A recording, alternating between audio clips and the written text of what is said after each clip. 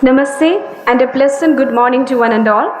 National Institute of Technology Tiruchirappalli welcomes Sri Sudhanshu Mani, the mastermind behind the Vande Bharat Express, and the former General Manager, Integral Coach Factory, Chennai, along with our Director, Deans, faculty, staff, students, alumni, and all our well-wishers who watch us live on YouTube to this grand occasion of us celebrating the 60th anniversary of this Institute of National Importance.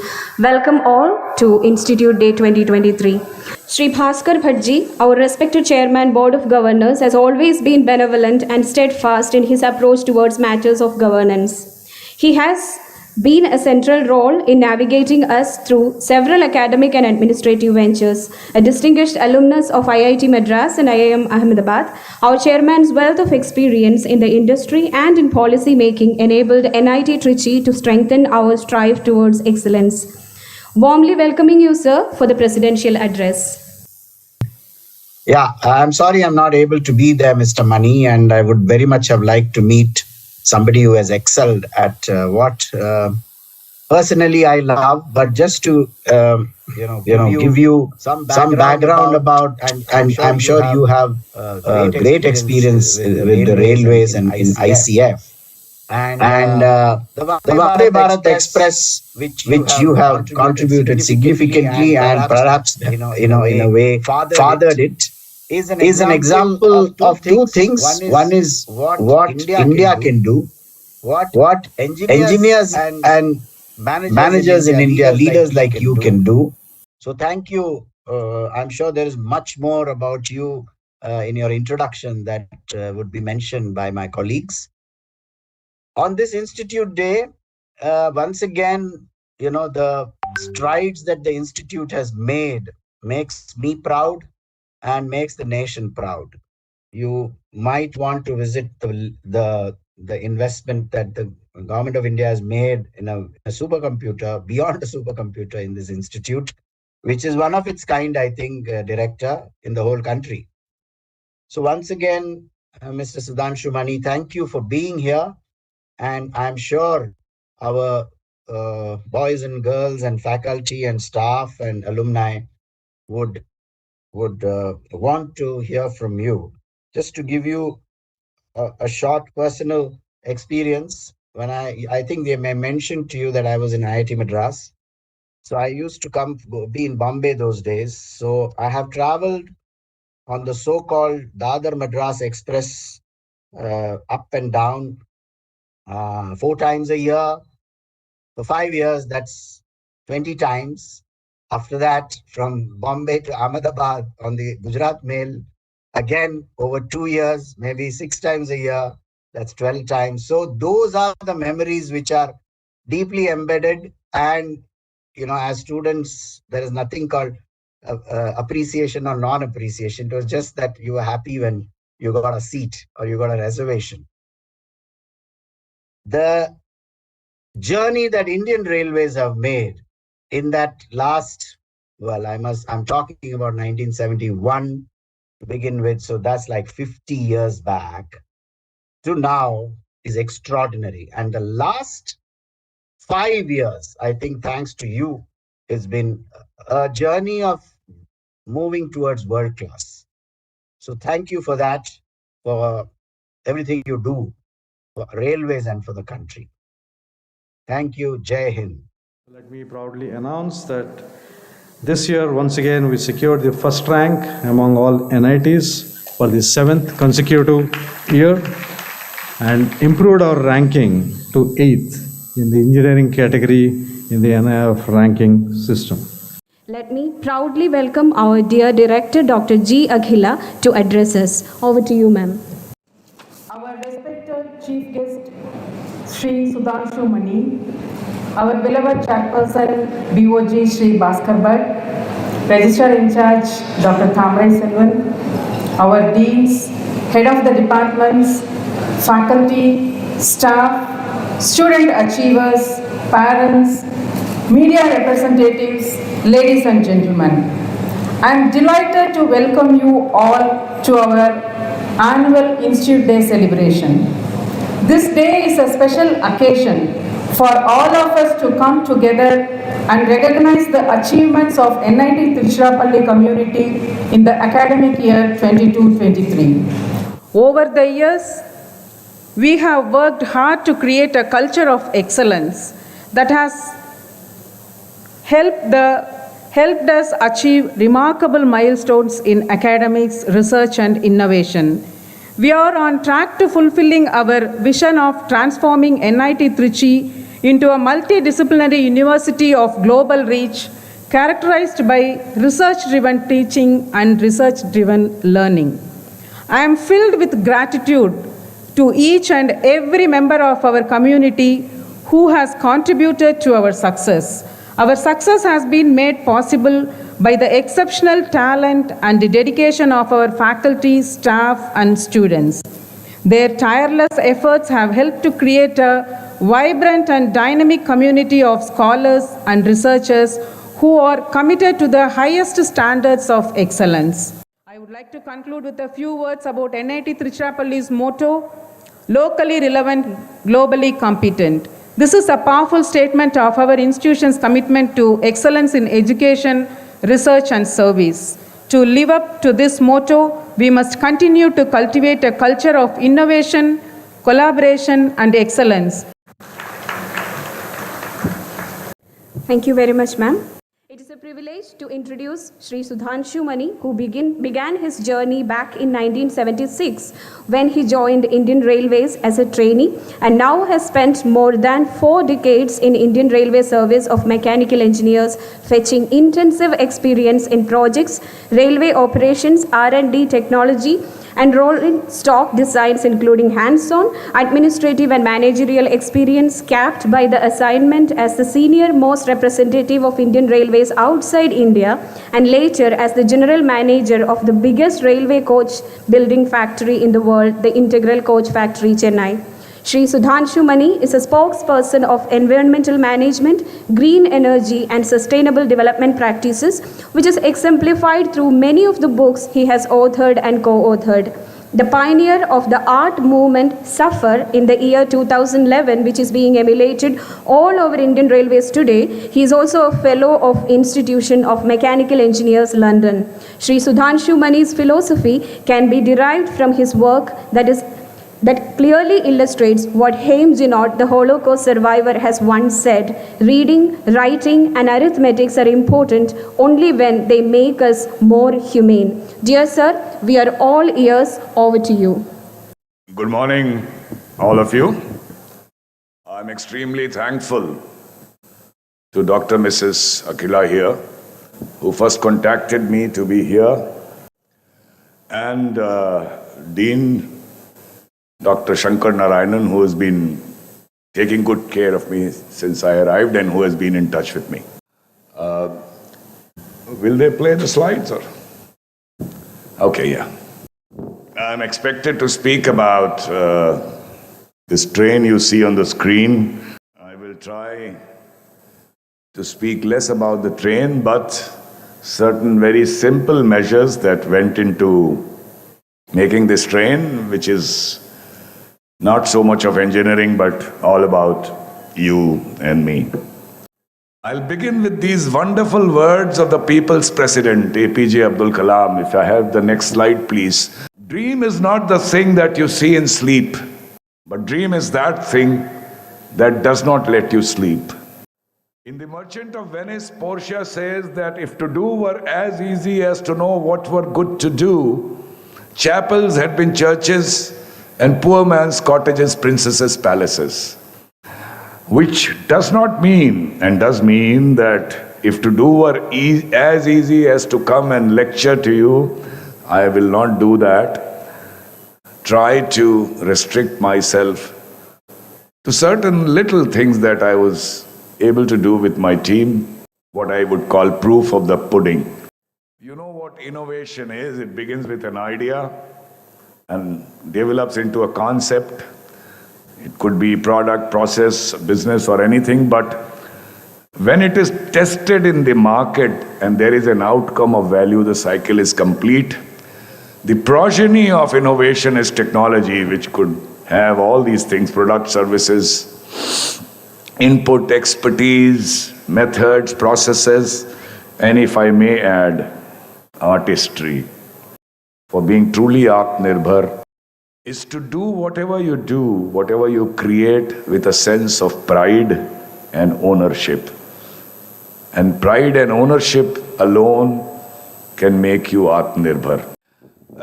You would have heard of this term called transfer of technology. I relate it in reference to Atmanirbhar because Atmanirbhar started with Make in India to make India a manufacturing hub, and then came COVID and it was rejigged into Atmanirbharta, which hoped that these lions of Make in India would roar into self-reliance. It's for you to decide how many roars we have heard, but in railways, everything that moves on the track, every train or locomotive or whatever, has come through a transfer of technology from abroad. So you bring some numbers, then you have a transfer of documents, specifications, protocols, training, visits abroad, or rather jaunts abroad and everything, but you are not able to make it to the standard you imported. And why is that? It is because any technology, ladies and gentlemen, is a creation, and it lives in not only the mind but also the heart of the creator. There is no way to transfer that. There's a couplet which I'll not recite, but I'll tell you the translation, which means I can go poetic about somebody's beauty, the multiple styles of one's beauty, but there is one part of the elegance of your beauty which will reside within the recesses of my heart, and there is no way to transfer that. Technology also is like that. So, unless the gap is too large, and when I say gap is too large, imagine this madness of mindlessly global and hopelessly local. The truth is somewhere in between, and unless the gap is too large, create your own technology. Good or bad, you have to make a beginning. And the only way up after you create something, some technology of your own, is up. It will not go down as in case of a borrowed technology. So the message is very simple, especially for the young people here, is create your own with ownership and pride. And that also brings me to this simple question: to create anything, anywhere, what do you need? Of course, these things that you see on the screen, but more than that, you have to love what you do, love your organization, love everyone around you, love people you work with. Begin with love. It's not very natural to love everyone. If you make it a habit as a leader, and anybody who deals with human beings, whether they report to you or they don't report to you, you are a leader. And human resources, till Chat GPT and things like that take over our life in future, is still the most important resource, and no organization is getting anywhere where the human resource are in total consonance with each other. So you as a leader must remember that you may be a great engineer, but the first thing is to keep all your human resource with you. For me, it was easy because the picture you see on the screen is this wonderful organization. You would remember as you rushed to the window seat and the marvel and the magic of India, desolate, crowded, celebration, joy, hard work, grind, sloth, indolence, rivers, mountains, valleys, deserts passed you by. So much so that the destination itself became unimportant. It was the journey which was important. And still a great leveler as the richest and the poorest stand next to each other to catch the same train or a railway platform, unlike a bus station or an airport. In Tempest, Antonio says that travelers never did lie, fools at home condemn them, which means that if you are not able to appreciate these great things and the fantastical views from the window of an Indian Railways train, then perhaps you are a prisoner of your own conflicts and confines. I'm not here to talk to you about the romance and legacy of Indian Railways. I'm here to talk to you about this, that in spite of passage of decades, why is it that the recall and the image of Indian Railways trains remains the same? Why not a swankier, technologically superior, speedier, aesthetically superior train? And that was the seed of this story with angst and a dream. When I got posted at Integral Coach Factory in 2016, it was set up by Jawaharlal Nehru in 1950s to be a factory to make current technology coaches. But the dream was never met with a clear vision by railwaymen, not a action plan at all, and that's why we kept making more of the same. We hold a world record of having made the maximum number of coaches, but not much variety. The picture you see on the screen, the gentleman in the middle is Chow En Lai, who came to Chennai in 1950s, and he wrote in the visitor's book that this is a factory the whole Orient should be proud of, and I would like Chinese engineers to come and learn here. And where have we reached today? We go make a beeline to go to China to learn from them. Recently, 3-4 days back, I saw a cartoon in a German magazine. It had a train with people inside, outside, on top, on the footboards, with an Indian flag, moving just ahead of a very swanky, modern-looking train with a Chinese flag. And the cartoon said in German language, which I'll translate for you, Bevölkerung Indien überholt China. Population, India overtakes China. So it is in very bad taste, but we have to wonder, we have to ask ourselves, why have we reached at a stage where such cartoons can be written by these German minds? There was a very simple method that we followed. I'll not go into detail. These are the pictures of how you can break boundaries, walls that the Britishers taught us to build among ourselves, especially in government. The first thing to do is introduce empathy and openness in your organization. Embrace people and they'll embrace you. That doesn't mean that you turn to indiscipline. No, it's all about empathy and openness, and let people ideate. That's why I said, to win over anywhere, anything, you need that first. The next thing is trust. The Britishers also taught us, or rather introduced a system in India which was based on complete mistrust and even distrust of Indians. And that's why these maze of rules and procedures and watchdogs, so that no Indian in position of power would go astray, and no expenditure would mean without watchdogs, before expenditure, during execution, after completion. We did not demolish the system. This system still exists, particularly in government. And what has it brought us? Has the corruption come down? Not at all. It has increased. My message to government, an open message, is that we have lived with this system of mistrust for too long. It's time for you to give trust a chance.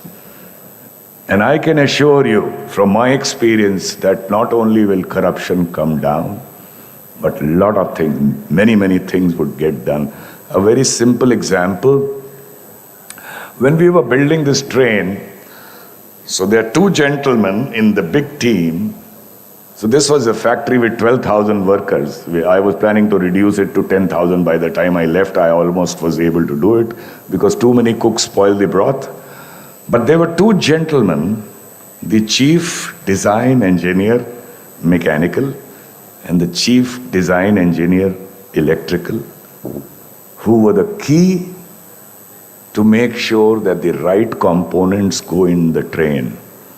So they were given a carte blanche that whatever you want to procure from whoever you want to procure, in a limited panel, single tender, open bid, whatever, is entirely your responsibility. You decide, and we are all with you. No GM, no chief engineer, no nothing, finance stores, nothing, you. And that made the difference, that they were able to procure the best components possible in record time so that the train could be built in 18 months. I will also give the example, must be familiar of Mr. E. Sridharan, who was given a complete authority by the government of Delhi and the government of India. And what he delivered in Delhi Metro in record time with precision is a benchmark for all metro construction today. And it was done only because complete trust was placed in Dr. E. Sridharan. There is this image that I want to leave here. I'm happy to learn that 23% of your college is young girls, young engineers. This is not a cliche. It is not lip service. No organization is going anywhere unless it respects its women as complete equals. Any case of sexual harassment or gender-based violence, we used to sack that fellow same day, mind you, in government. My instructions were, we are executives, administrators, we are not Chief Justice of India. I learn of a complaint, I give myself 4 hours to determine if the complaint is genuine. Informally, I don't want an inquiry, I don't want the lady to come and depose. I'll sack the fellow first, let him go to court. That encouraged these women to find gangs and match the men in output. The image I am leaving you are these 29 Chennai women, aged 23 to 29, supervised by a lady, making through heavy fabrication and welding a railway coach entirely on their own. And their output, if not better, was certainly equal to that of men. And the pride they had in their work, you can see in the picture on your right, where they dress up almost like Air Force pilot. So I'll not go too much into detail about the train. The train was, because this is a kind of a keynote address, but a train set is without locomotives. There are only 2 cabs, all equipment under the board. Something that India has been waiting for 25, 30 years, but because of various reasons, these advantages are there. Because of these internecine warfare, import lobby, corruption, and so on, we were not getting this train. Advantages were many: more energy efficient, cut down in travel time, better aesthetics. And that brings me to this simple question. We all have large concerns. You have to have concerns as senior citizens because things don't work. But there is a small dot which represents your influence. We are always consumed by these concerns and we forget that small dot of our influence. Why curse darkness? If you can simply light your own candle, the darkness around you would disappear. It won't disappear in the whole world, but you would have made your contribution. We tell our children, we tell young people that you live your dream. I'll modify it a little. You should first look after yourself, your bread and butter, your family. But don't let that dream die. Let it not be extinguished, let it linger. As you move along in life, you can have multiple dreams and opportunities will keep coming to you to realize that dream. Wait for it patiently, like the opportunity had come to me, and heading the largest, believe me, the largest coach-making factory in the world, to realize the dream of giving India a modern, aesthetically superior, technologically superior train. So this was the time to light my torch. This was the time to live my dream. And that's when the words of the people's president come true, that once you have the opportunity, that's the time that dream should not let you sleep. But that's the time you should be consumed by it. So I had everything. I had a wonderful set of staff. Very competent, itching to go, bored of doing more of the same, ennui on their face. the chutzpah to do something new. All I had to do was to channelize this energy of these Chennai engineers and staff. But I had to get a sanction, and that we were not getting because of jealousies, corruption, and so on from the Ministry of Railways. And that's where this question, and I must tell you this, comes up of the difference between pride and vanity. Pride enhances you. It makes you feel good and look at everyone with happiness. Vanity diminishes you because you try to elevate yourself at others' cost by belittling others. When I fell at the feet of the chairman railway board, that please give me the sanction to just make 2 trains, which I'll make at 1/3 the cost of your import. Import whatever you want. I was enhancing my pride because I got the sanction. I went back to my people saying, here's this sanction, Lord, let's do the work. And I was merely killing my vanity by falling at his feet, because somebody will kill your vanity someday. It's better you kill it yourself today. And then people may have some more doubts as to, first time ab initio you are going to make a train for the first time in India from ideation, concept, design, engineering, manufacture, prove out, test. If it fails, then who will be the scapegoat? I said, well, if it succeeds, you will bask in this glory for the rest of your life. But if it fails, then you can make this fellow who's retiring in 21 months the scapegoat. But don't doubt yourself. Never doubt your ability, because as my uncle has said, Shakespeare, our doubts are traitors which make us lose the good we oft might win by fearing to attempt. Unless you attempt, you will never succeed. You will fail. You will fail multiple times. But these are stepping stones to success. When somebody introduces me or anyone, you only talk of the successes. You never talk of failures that we have committed. So I have multiple failures to my name. Nobody talks of that. If we talk of failures have many more learnings than successes. Because the learnings you have from failures are the learnings which will help you move towards success. Nevertheless, the last question was, a project of this magnitude is going to take 36 to 42 months. You would have retired. The next leader may say that, abandon the project. Why are you purchasing more trouble? Do more of the same. And that's when my message to them was that our minds might not have reached where the Western or the Japanese mind has reached, but we are Indians. We can work hard. We can work like donkeys. We'll burn the midnight oil, and we'll do something which has not been done in the world earlier. And that is, we will deliver this train before I retire, so that the fate of the train is sealed as something done. And that's when this integral coach factory team really rose to the occasion, worked day and night, hitches, glitches, disappointments, roadblocks, but a solution every day, a synergy every day.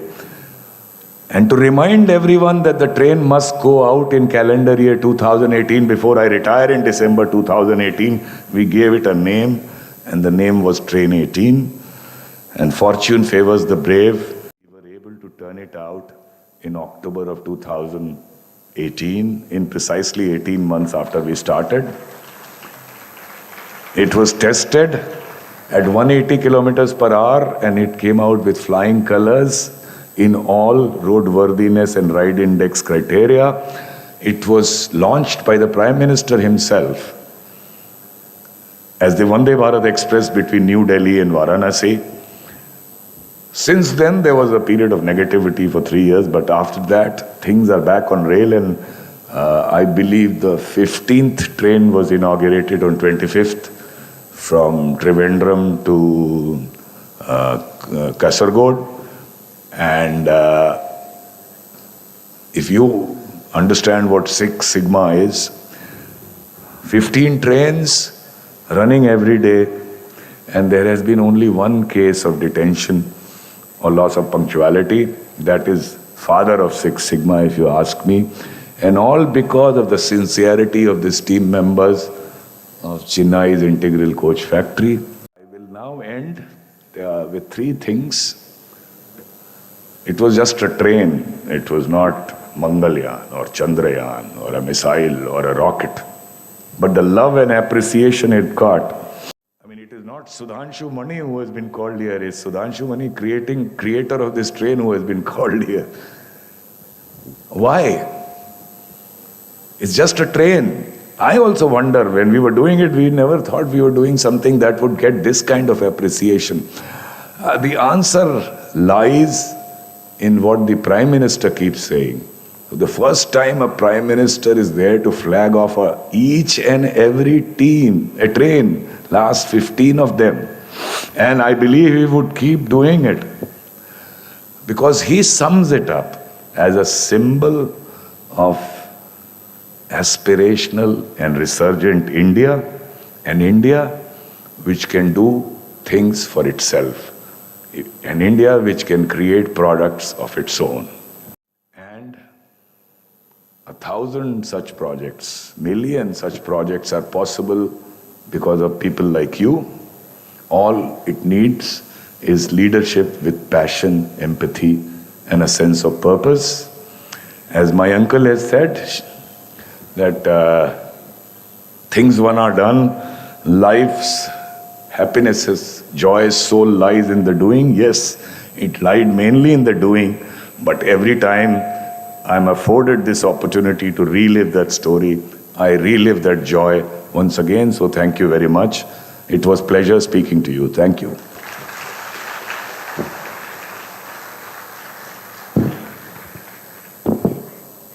Thank you very much, sir. I now request our director, Dr. G. Akhila, to hand over a token of our respect and love towards the chief guest, Sri Sudhanshu Mani.